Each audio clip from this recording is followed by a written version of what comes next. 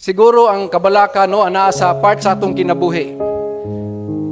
O halos kitang tanan na naka-experience na kabalaka. Sa amo ang aduna mi negosyo murag aduna gyud mga kabalaka nga among nasinati sa among kinabuhi. Bayronon sa kuryente, bayronon sa tubig, bayronon sa building. Say akong asawa di nakatulog. Maguna-una sa mga bayronon, no? Tungod kay part sa atoa naagyo na. Pero nagtudlo si Jesus nga walaon ka na siya.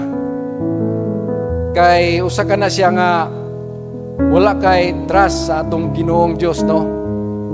So aduna man ingon pa si Jesus sa iyang pagwali dito ang mga nanambong dito kasagalan Hudiyo, no? O mga Hudiyo. Apan niingon siya nga ayaw kamo kabalaka kay kung mabalaka kamo murag sama lang kamo kaniyang mga dili magtotoo, mga hintil o mga hitins nga walay pagsalig, walay Ginoo. Apan kamo adunay Ginoo. So walaan ninyo ng kabalaka tungod kay aduna kamoy Ginoo nagisaligan. Why pulos ning kabalaka? Ngayon pa nila mga 90% anang imong kaguol di daw mahitabo. Pero naguol ka na, perting guulan nimo.